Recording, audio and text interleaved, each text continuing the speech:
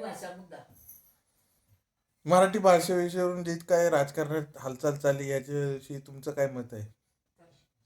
बोला मत काय आहे? मराठी भाषेविषयी महाराष्ट्रामधली भाषा संभाषण करण्याची किंवा बाहेरचे लोक जे येतात, गुजरात, राजस्थान, सगळ्याची हिंदी कॉमन असतो आणि मराठी भाषा ही महाराष्ट्रामध्ये सर्वांनी वापरली पाहिजे. अगर तुम्ही वापरू शकत नसाल, तुम्हाला बोलता येत नसेल, तर ते शिक्षण घेणं गरजेचं आहे. जर ते जमत नसेल तर त्याचा उपयोग नाही.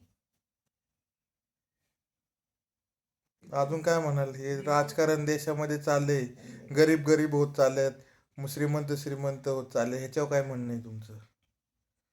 श्रीमंत बनवायची पहिल्यापासून ही जी इंग्रजांनी जी पद्धत राखून ठेवलेली आहे.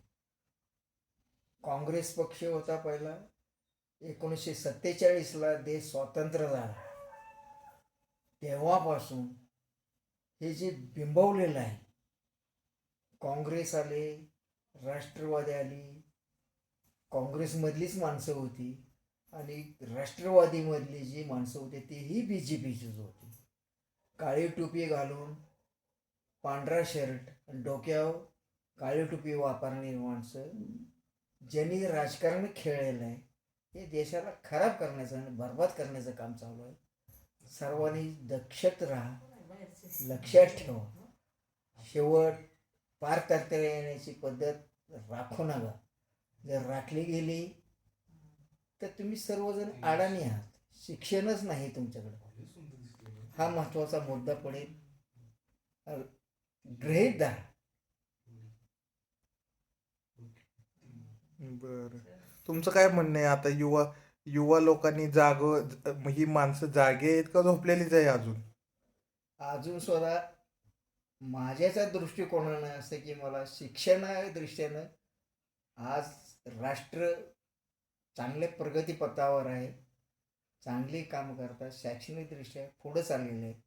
पण आज जर तुमच्या ह्याच्यामधल्या जर समाजामध्ये म्हणा किंवा घरगुती काय गोष्टीमध्ये म्हणा, ह्याचा ज्याला जर अभ्यास जर नसेल, शिक्षण जर तुमच्यापाशी जर नसेल, तर तुम्ही प्रगती करू शकत नाही. राजकारणाचं शिक्षण राजकारणाचं शिक्षण अशा पद्धतीनं आहे, राजकारणात फक्त घरोबा असतो, बाप बापाबरोबर बोलतो, आई आई बरोबर बोलते आणि राजकारणातली माणसं जी आहे फक्त हे माझंच कुटुंब आहे ह्या पद्धतीनं चालवून स्वतःचे खिशे भरण्याची पद्धत त्यांच्यापाशी आहे. आज करोडो कोट्यावधीची ओलाढाल करणारी माणसं, गरिबांच्या पाशी अजिबात काही नाही, त्यांनी काही ठेवलेलं नाही. गरीब गरीबच हा राहावा, श्रीमंत हा श्रीमंतच झाला पाहिजे, ही उद्देशित राहण्याची प्रत्येक पक्षाची नीतिमत्ता आहे.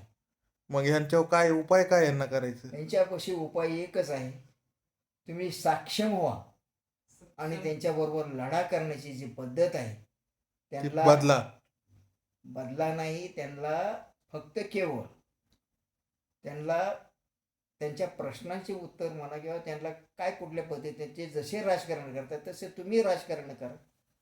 त्यावेळेला ह्यांना समजेल की आता आम्ही यांच्या पुढं आम्ही थांबवू शकत नाही. तुम्हाला क्षमा मागतील, पायाही पडतील. 5 वर्षानंतर तुमच्याच फक्त हात जोडून समोर उभे राहतात. या गद्दार लोकांना धडा शिकवा. धडा जर तुम्ही जर शिकवला नाही तर देश पारतंत्र्यात परत येईल, परत परराष्ट्राचं राज्य इथं येईल आणि शेवटी गुलाम बनावं लागेल. त्या गुलामीतनं मुक्ती पण मिळणार नाही. जय हिंद, जय महाराष्ट्र.